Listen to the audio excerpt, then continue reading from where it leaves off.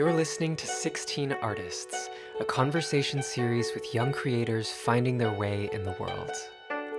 My name is Raylan, and my goal in sharing these conversations with you is to demystify life in the arts and nourish your creative spirit. This podcast is presented in partnership with the Office for the Arts at Harvard. This week, I spoke with Kiara Barrow and Rebecca Panovka, who are co-editors of a new culture and politics magazine called The Drift. Launched right around when the pandemic hit last year, this magazine is introducing new work and new ideas by young writers who haven't yet been absorbed into the media hivemind. The publication has been lauded already for its bracing new sensibility and gorgeous writing. I sat down with Rebecca and Kiara to talk about how they went about breaking new ground in the magazine world and the personal journeys they've been on through this process. I began by asking Rebecca about how she made the transition from studying documentary filmmaking into creating this magazine with Kiara. I think to be really good at the type of documentary I wanted to do, I had to be manipulative in ways that started to make me feel bad. I had this experience shooting a documentary after college during my year in London, where this woman was this kind of bereaved woman wanted to tell me the story of her affair with the ghost of a Nazi commandant. And I knew that this woman, I knew it was gold, right? It was exactly what a documentary filmmaker should film. And I had this moment of looking at her and holding the camera, and she wanted to be filmed, taking me to the scene of the place where she had resurrected his spirit. I went there, I literally had the camera, was pointing it at her, and I could not shoot that story. I just couldn't do it. And I had her tell it to me, and I went out to lunch with her, and I sort of realized it wasn't what I wanted to be doing in that day. And then separately, I was still kind of pursuing documentary projects, still thinking about reporting in various ways. And Kiara and I had been talking for a while about doing something. We didn't know exactly what. We'd been talking sort of about our just complaints with the media landscape. We were both following everything really closely, both reading a lot of magazines, listening to a lot of podcasts, and wanting to be part of it, wanting to be part of the kind of larger cultural conversation that was going on. And yeah, Kiara actually came and stayed with me for a while on my couch in London, and we just had a bunch of conversations about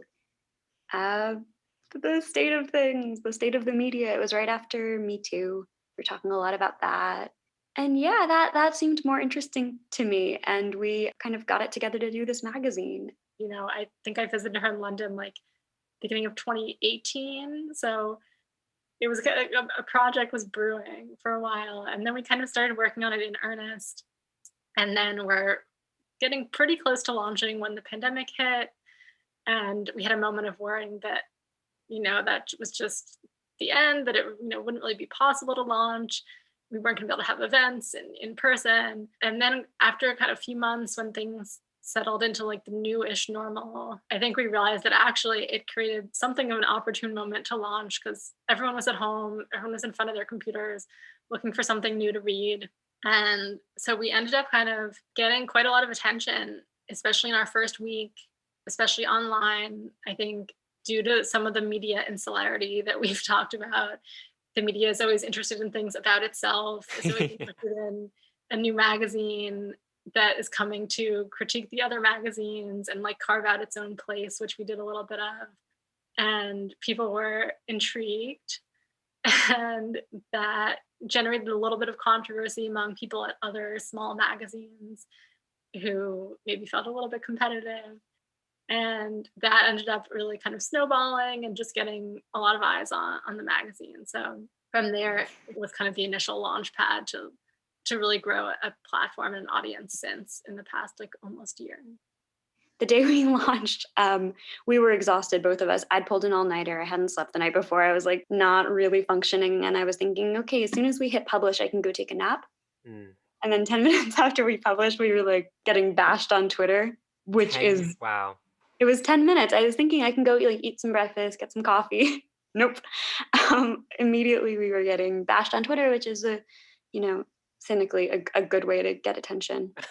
And then since then, we haven't gotten negative attention in that way. It's been kind of heartening. At that point, we'd spent kind of years talking this over and probably about a year working on it in earnest, 6 months working on it like really hard.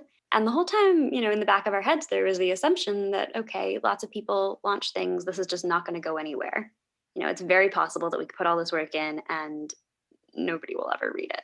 And I think we have just felt so unbelievably lucky over the last now 6 or 8 months that that didn't happen, that, people have been reading our stuff, which is just really cool. Reading it and liking it.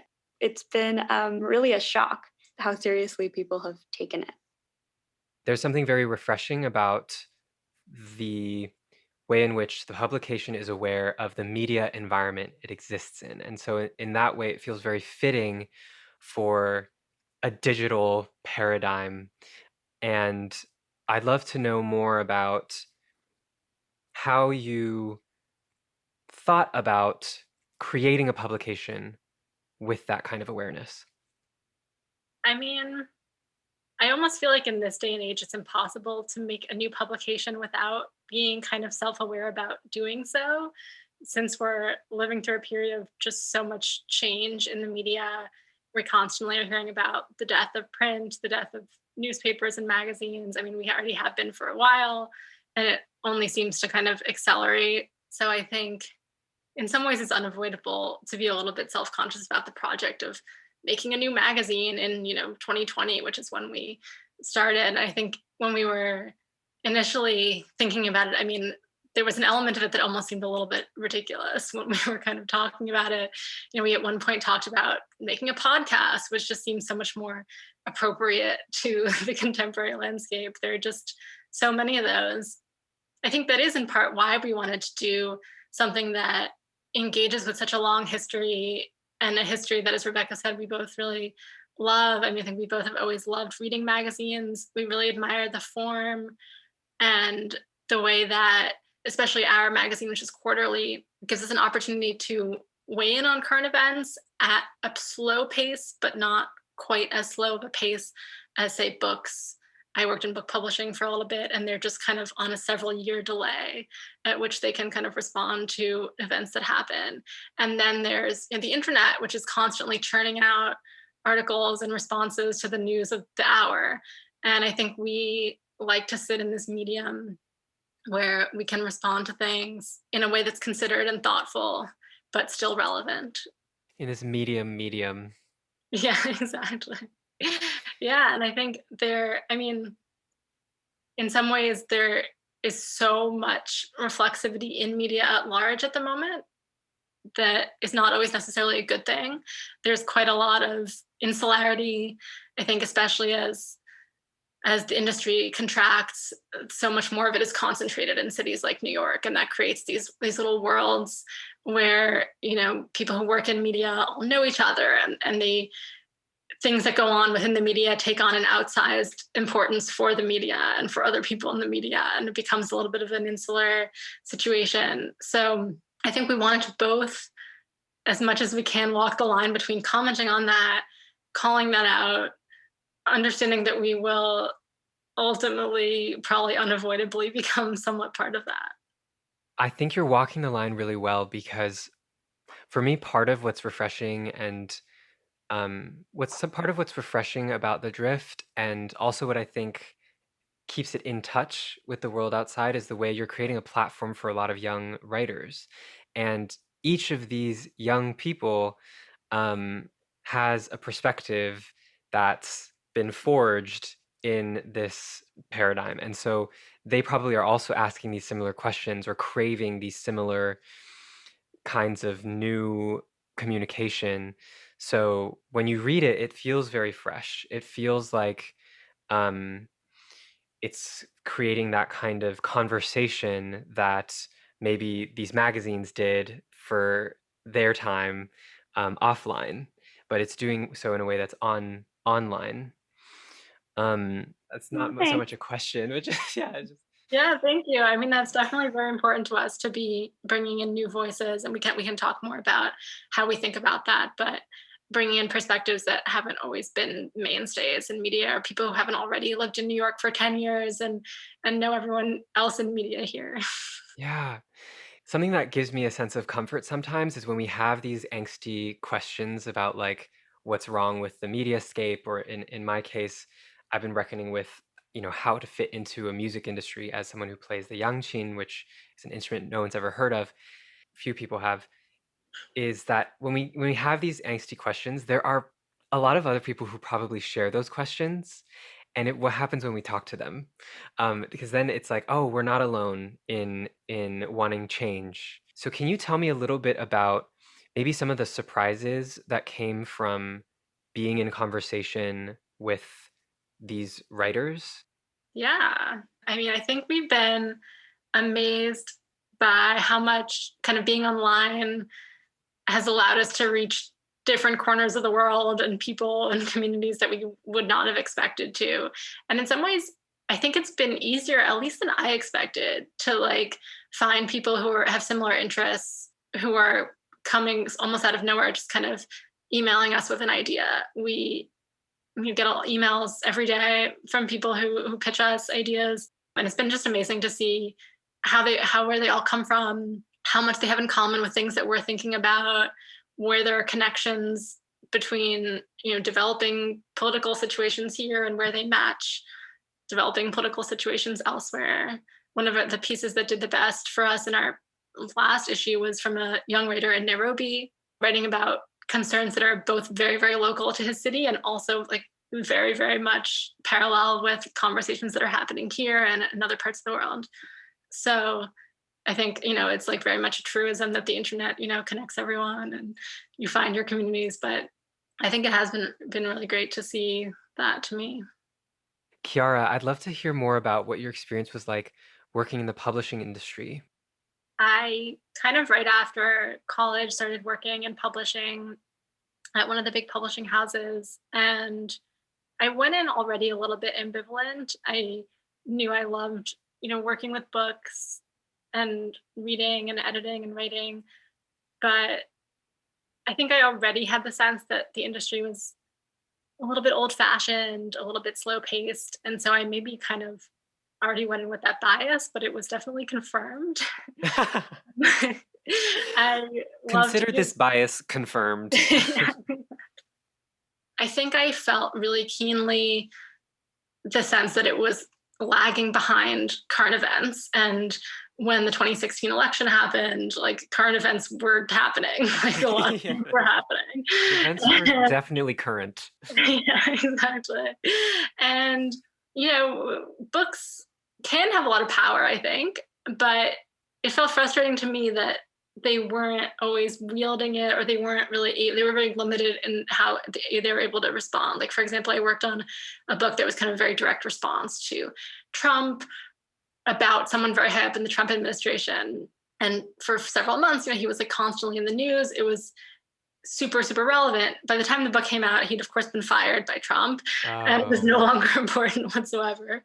And it had been one of the most exciting projects I worked on, and kind of swiftly became not super, interesting, but no longer, super relevant. I think I just felt really frustrated by the pace and ended up taking a bit of a detour. I kind of thought the answer to all this was that I wanted to, be in politics directly. And so I moved to DC and lived there for like roughly a year and a half, and like working in democratic politics, and also had a kind of mixed time there, and ultimately felt like I wanted to find something that united these two paths, that allowed me to be involved in the kind of intellectual and creative production of publishing, but that felt a little more engaged actively with current events and politics. And I think The Drift has been something of a synthesis between those two, because it moves a little faster, because it's a little more overtly political, and we kind of have the power to shape that as much as we want. Beautiful. It's really exciting, and it is very creative.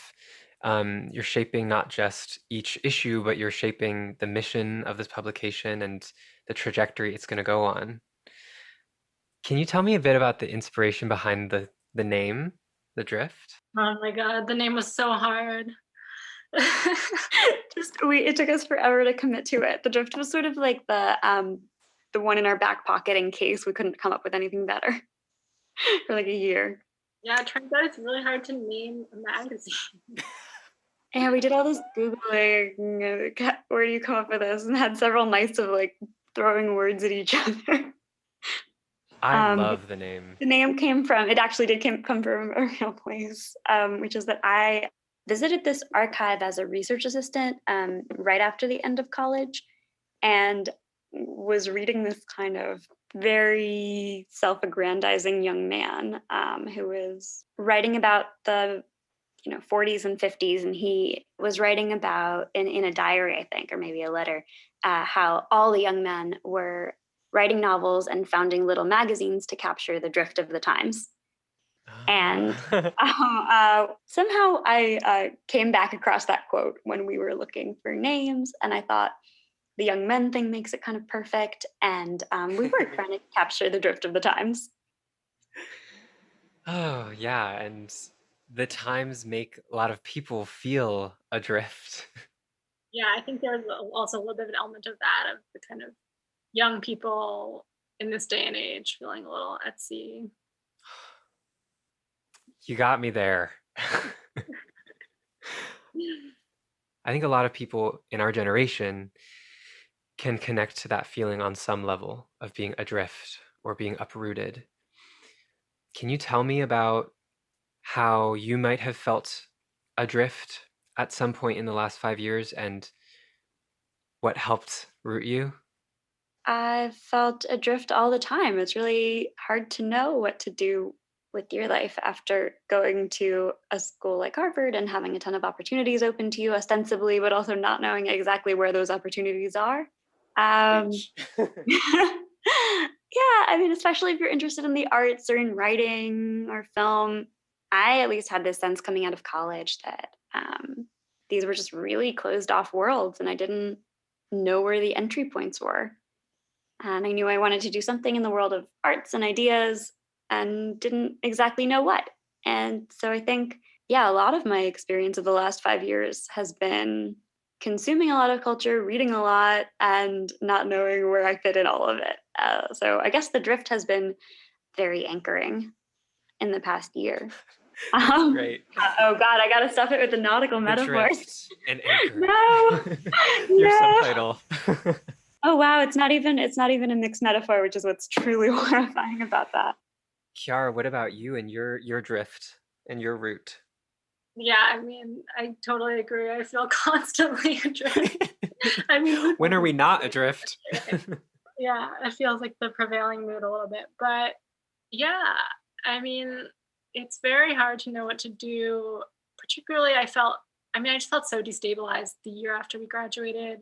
I don't want to totally overstate the election, but that felt like part of it, a little bit of a rude awakening after I felt like I was in a very, very sheltered place throughout college, very much, immersed in the world of, everyday life at school, not paying as much attention as I should have been to kind of the rest of the world. And I agree that like being able to start our own thing makes such a difference in terms of feeling rooted and also just feeling like you're steering your own ship to continue the nautical theme here. Don't stop. um, it can be, I think, very disorienting to leave school and be part of a very big corporation or a big team, be at the bottom of a hierarchy. I mean, you do have to, pay your dues, so to speak, but maybe you don't, or you don't always, or you don't for that long. And I think it has felt really, to use a word that I hate, like empowering to start something and to really see it being made in real time. Now I'm just regretting that neither of us used the word unmoored. Oh, that was what I was trying to say when I was saying uprooted. I was trying to say unmoored. Thank you for bringing it back. Yeah, I think just to say what you're saying about the empowerment of creating something. um, I think part of it is also like the means of production of for creatives, and whether that's like producing music or producing a magazine or producing a podcast. The means of production are much more available, and in some ways I think that, I mean, it makes it so that creating things is very common, but also that, I I don't know. Is it? I sort of feel like people feel like they have to create things more. Do you feel that way? I think so. In a way, it makes it a lot more important what you choose to put online, because it is so easy to launch something like a magazine or a podcast or anything. Put out your album. It matters if it's good. At least I think so. I think it does matter because it's so noisy and our lives are so noisy. And social media has taken a lot from people. It's scattered our attention. And so if we're going to add to the noise, we better have something to say, hopefully. Um, but that intentionality definitely feels very present with the drift. I'd love to give people who are listening who haven't had a chance to read it yet a window into what it's like. So maybe Kiara, do you think you can tell me just about one piece that stood out to you? It's so hard because we work on every piece so much. They're like all our children, I feel like. In addition to obviously being the writer's child, like really feel like we put a lot of blood, sweat, and tears into every piece and every issue too. I would say maybe just to kind of go back to the beginning, we were drawing from a small pool, and because it's hard to convince strangers to write for a magazine that doesn't exist yet, right? So we did have to rely a lot on our friends. And one piece that we worked on for the very first issue that I felt like helped consolidate the Drift's ethos early on was like a part book review, part essay, little bit of personal narrative piece that was about American foreign policy. So huge topic, anchored to a book, to Samantha Power's memoir, and written by our friend Krithika, who was the year above us at Harvard, who's an amazing journalist and had reported and lived in some of the same places that Samantha Power had. And so she was able to bring together like a review of one book, a kind of large scale critique of American foreign policy of the past 20 years, and also color it all with her own direct experience. And I felt like that piece, again, like every piece we work on, we love. We wouldn't spend months working on them if we didn't love them. But that was an early piece that helped, I think, crystallize a little bit of the Drift approach, that we really like to be able to go very in depth, write about things that are publish things that are very relevant and feel like they're important to kind of things that are happening in the world, and find the right person for the topic, make some grand statements, but also really rooted in experience and analysis.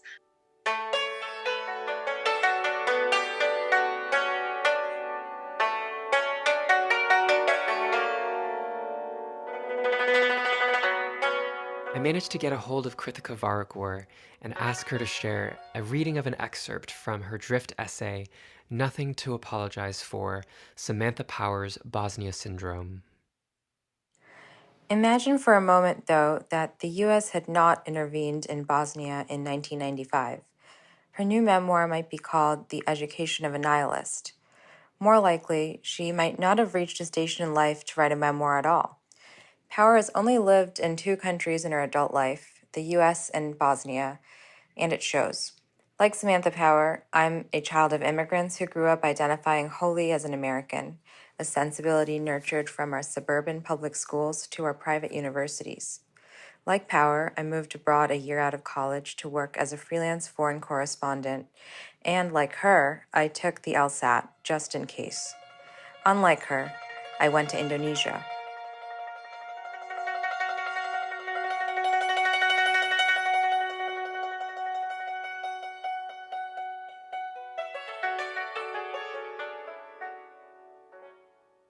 This review essay started as an assignment, which was already, I think, a spark of genius from Kiara and Rebecca. And I think it was the best editing experience of my life. And I've never had any other job than being a journalist.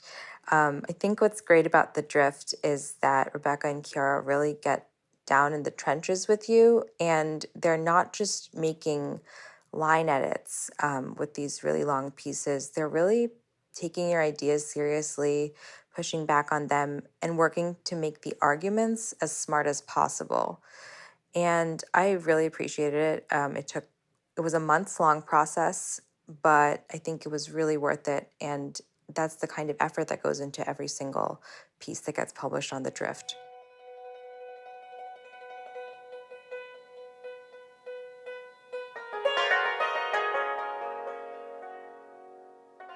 Can you tell people where they can find The Drift? thedriftmag.com. And they can also subscribe or donate if they feel so inclined, especially our peers who may have gone into more lucrative lines of work. Listen up, y'all. This is Talking to you. I'm just gonna do this very shamelessly, okay? Do it. Totally shameless. Yeah, I mean, we want to be a venue for young writers, and we work really hard, and we want to be a place where young writers can publish their first stuff and can bring interesting ideas into the conversation. And if you think that's important, I think please it's donate. important. Or get in touch with us if you want to be more involved. If you have gone into one of the lucrative, We know you're out there. soul-crushing professions and want to, do something for your soul.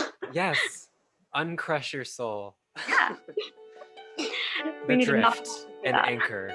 Uncrush your soul.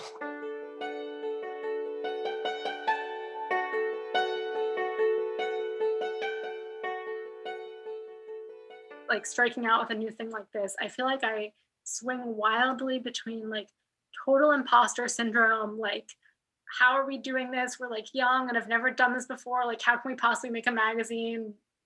It's crazy. We don't know anything. And then back to the other end, like wild overconfidence, like, oh, all of this is like so easy and we're so good at it. And like everything else is fake if other people are kind of doing this too. Like nothing's as real as I thought it was. And so I think having collaboration and a really strong core team like helps keep me balanced in that way. It's to not swing so wildly kind of between those two poles, but to feel like never getting either too overwhelmed or too overconfident, but feeling like, okay, we're taking this one step at a time.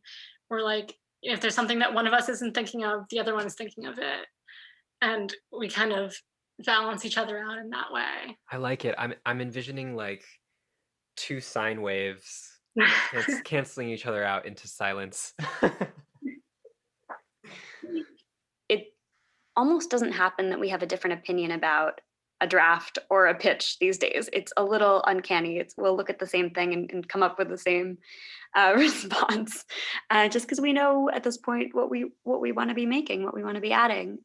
Yeah, and on a more sort of personal note, in the fall, when my mom passed away, Kiara took over everything for a while, and I obviously I was offline for a bit, and just having a partner who I completely trusted and who could step in and manage both of our jobs for a couple weeks was just totally invaluable and incredible to me, and made this thing that we're doing feel real in a new way, right? That we had this team that could kind of step up and handle it, that it could accommodate something like that.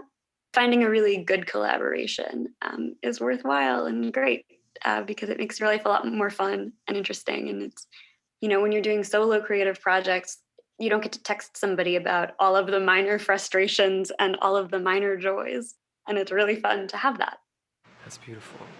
Yeah, and I really hope that energy is translating to the rest of our team. Like as we're kind of growing and bringing new people on, of course, there's a learning curve with kind of letting people in onto all the kind of unspoken things that we've decided, or the habits that we formed, or the things that are implicit to us now, translating to other people what our process is and how we think about things.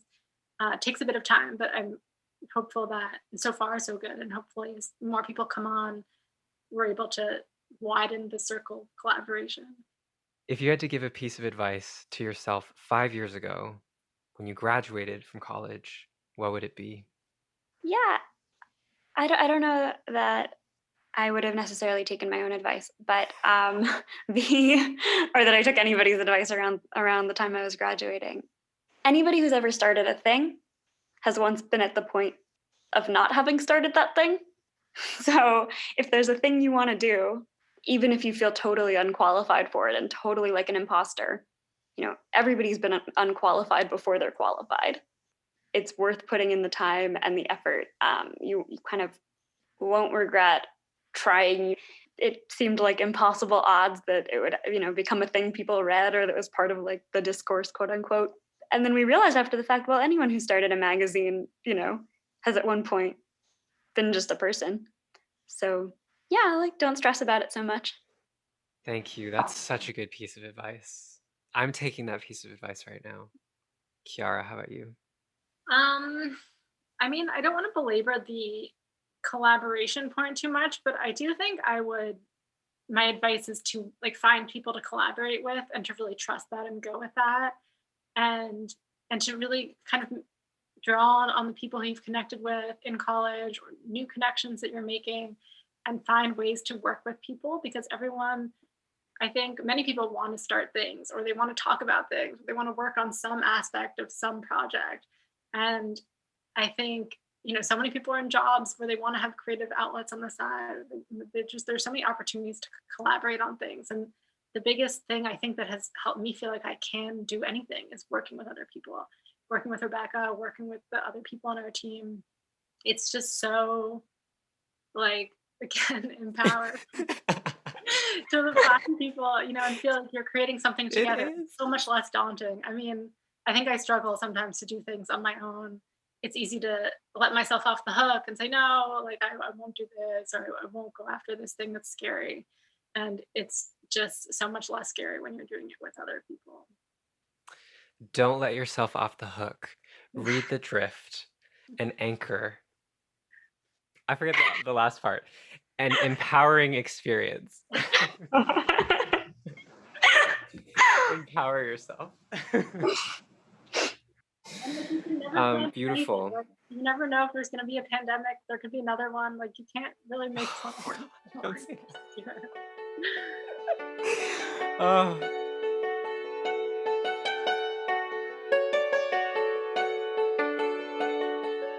You can check out The Drift magazine for yourself at thedriftmag.com. The music in today's episode was created by yours truly. The editing was done by myself with contributions from Rebecca and Kiara. This is one of the benefits of interviewing editors. And final edits and mixing are by Shez Manzoor. This podcast is supported by the Office for the Arts at Harvard and the Harvard Alumni Association. You can learn more about the show at 16artists.com and subscribe to us anywhere you download podcasts. If you have any feedback on this new series, I'd love to hear from you directly. You can find me at REYLXN on IG, Twitter, and LinkedIn. Thank you for listening to 16 Artists.